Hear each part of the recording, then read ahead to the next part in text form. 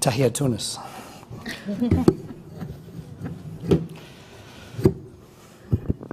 In keeping with Chaz Freeman's introduction this morning, Libya is a mess. And in my opinion, it's not because there was no strategy, although there was the phenomenon of bombing and without a strategic follow-up, but because the Libyans didn't want help during the civil war, beyond the air campaign, and afterwards. In fact, in many ways, it was the experience of Libya that set the U.S. off on this course of sort of dominant air power without boots on the ground that we're living in the entire region right now.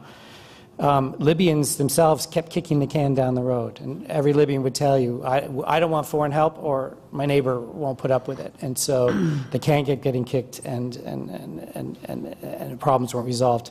But there was a strategy. I was on all 5 Libya working groups at the State Department. We'd mapped out the whole thing. We had a plan, but it was never implemented. UN Special Envoy Bernardino Leon said today that Libya is very close to the point of no return. We're at the worst point in Libya's post-revolutionary development. And we've been hearing it's at that point for 3.5 years now. So I'd like to point out that we're now actually at that point.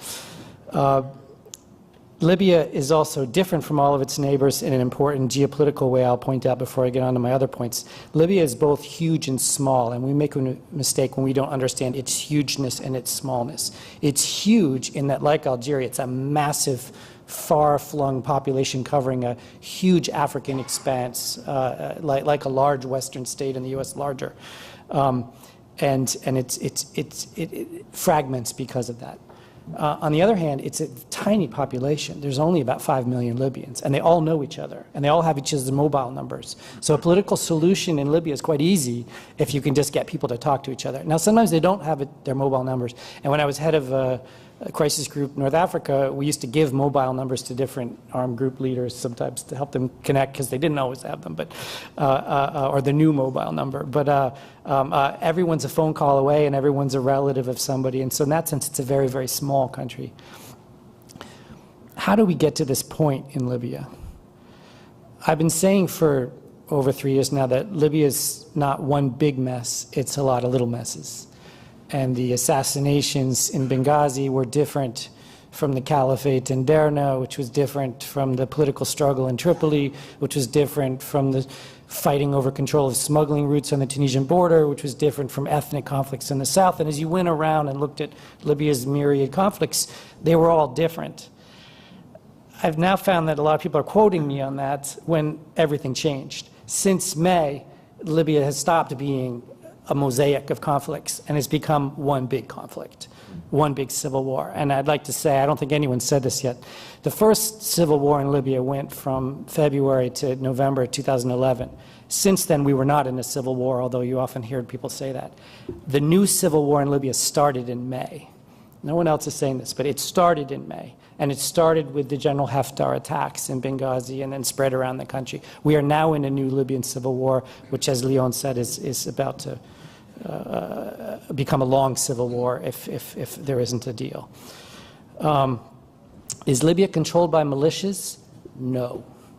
There's a lot of bad nomenclature about Libya, and that's one of them. Libya is controlled by revolutionary brigades, almost all of whom are affiliated with the government. Even the terroristic brigades like Ansar Sharia, that members of which that were involved in the U.S. The attack on the U.S. mission in Benghazi, they were on the government payroll at the time. And so what do we have in Libya? We have revolutionary armed groups established during the revolution. We have municipal guards established after the revolution, largely in pro-Gaddafi areas. We have irregular armed groups established during the revolution that do most of the human rights abuses that we hear about. And we have a small percentage of criminal and terroristic militias, and of course there's some overlap between these groups. But if we don't get that straight, then we don't understand who's controlling the country. Did Libya have an Arab Spring? Yes. People misunderstood that because a conflict broke out in Libya that there wasn't, that people believed there wasn't an Arab Spring. But half of Libya fell very quickly at the beginning of the Arab Spring with the same slogans and the same tactics and many of the same characteristics as what happened in Tunisia and Egypt. 8,000 army soldiers defected, half of the country was under control of the Revolutionary Council very quickly. And what played out in the West was a war, except in August 2011 when Tripoli fell very, very quickly. The call to prayer went out, I believe, on August 21st, 2011, and within 24 hours, 80% of Tripoli was in rebel control with almost no shots being fired, and none of the armed groups had gotten there either. This was just a transfer of crowds rising up, grabbing weapons, or being handed weapons by government forces. And so Libya is not different. The aspirations of revolutionary youth are very similar to the other countries. So what's been going on over the last 3.5 years? One way to see it is Brinks and deals, Brinks and deals. And we need another deal now. Libyans are fond of saying that Libya and Tunisia are totally different, and in many objective ways they are, geographically, economically, historically, even culturally. But there's a very important similarity. In Libya right now, and earlier this year, we had a phenomenon of dueling prime ministers. And much of the political conversation centers around who's going to be in charge of the country. This is very similar to what happened in Tunisia when its big political crisis broke out at the end of July 2013 with the second political assassination, where almost the entire conversation in this quiet national dialogue that became rechristened to the national dialogue in the fall of 2013 was around who would be the head of the country. Who could we trust not to alienate either the Islamist side or the secular side or minority groups. Same thing in Libya. Right now the conversation is about who will lead, who can everybody trust. Now, is Libya a failed state? It's a failed state by every objective definition. And I looked them all up, except I don't really think it's a failed state. What it is armed municipalities. There was a joke around the time of the Libyan revolution that we were going to end up with a Jamahiriya with guns. And in many ways, that's what we got. We got armed local communities. Sometimes it's referred to as a confederacy of municipalities, confederacy of cities fighting each other. What happened in 2014 is these groups of cities started to team up with each other and go at each other in a larger civil war. Is the oil flowing? Yes. Are ISIS forces in Libya going after Libyan oil fields? Yes, although there are not very many there yet, but they're coming. There were a lot of Tunisians and Moroccans that have gone to Syria and Iraq, but a lot of Libyans too, and they're coming back now. There's two caliphates now declared in small eastern communities and small numbers of soldiers, but if there isn't a political deal and we don't get stability, this will grow in Libya. Many have thrown their weight behind Haftar. I think this is a mistake. Haftar has consistently alienated groups that are not Islamist by lumping them together with Islamist groups, and consistently been losing battles because he does that.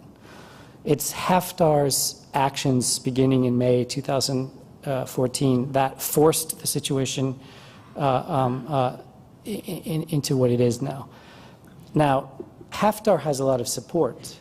And General Haftar did what he was doing for good reasons. He did it in response to the assassinations in Benghazi, which could reach as high as 100 a month. It was a horrible situation, going after army officials, police officials.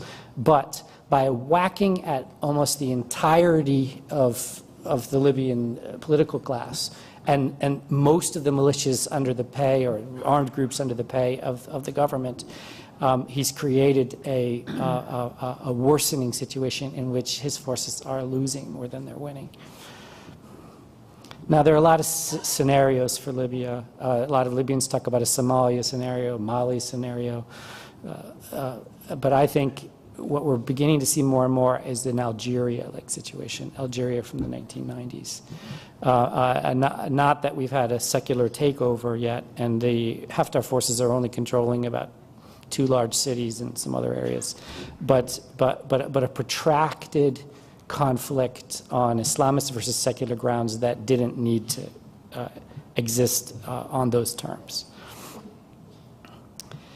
What Libya needs is a political deal.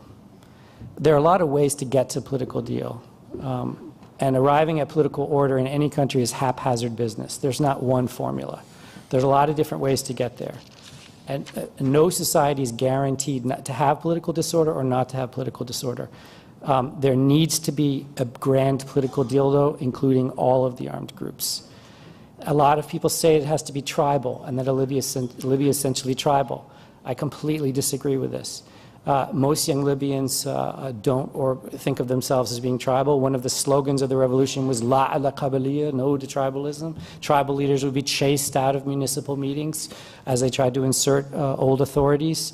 And the vast majority of armed groups in Libya don't affiliate with any tribal group. They're affiliated with, as I said, local municipalities.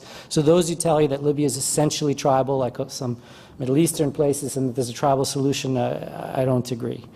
What we do need to encourage is Libyan ways of dispute resolution, which often involve not the types of formal techniques for these types of dialogues that we NGOs in the West try to encourage, but a Libyan-style conversation, which often shouldn't probably have Westerners, even UN representatives there. We should help them get to the deal, deal-making place, whether it's in Malta or wherever, but then let them work it out. Part of the deal will have to include dealing with these Islamist secularist issues, which are getting worse and worse. But don't believe the rhetoric about Islamism and secularism, which is, in fact, in many ways packaged for us in the West. The vast majority of Libyans, for example, want Sharia as the basis of law in Libya, different from some of the neighboring states. But the most important quality for a Libyan politician or a Libyan political party, according to the best polling, is ability to deal with the West. So how is that? How is it Libyans want an opening to the West and want international inputs, but want Sharia too? We need to sort through that. We need to think through that. And part of it is that Libyans mostly have no idea what Sharia is. They want it, but there needs to be a kind of a redefinition of a 21st century Sharia for Libya that includes women's rights and other things, and they can be helped in that conversation. Security sector is there's been too much focus on this general purpose force and on counterterrorism. A lot of the comments that have been made about other countries apply to Libya too. We need a much more holistic approach to developing Libya's institutions and Libyan human capital. Libya has a very high literacy rate, very educated population, consistently in all 3 elections voted anti-Islamist. Against the Islamist Party and its proxies, which is one of the reasons we're in the situation we're in right now. It has a very unfortunate political isolation law, which forced out a very popular prime minister. And so we need to get moving on transitional justice and justice reform. And of course, the economic element. The oil's flowing, but the money's not distributing out to the ministries. The question from Duke, and I'll conclude with this: how likely is it the United States will play a decisive role in assisting Libya and end the turmoil engulfing it? How can the United States and Egypt face down the violent and extremist Islamist militias in control of Libya's capital and other areas? Well, first of all, we must point out the U.S. is still held in very high regard in Libya. A lot of the Libyan elites were educated in the United States in the 70s and 80s. The UN is held in high regard. Libya is one of the few countries in the world that was established by a UN resolution in 1951, and it will be only with U.S. and UN leadership that Libya emerges from the morass it's in. But so far, Egypt and the UAE's incursions into Libya have made things worse, have consolidated opposition against those aligned with Egypt and UAE, we will not see a solution, a military solution to this conflict, because no single group in Libya has the coercive means to force all of the other groups to follow it. Therefore, the only deal will be political. Thank you.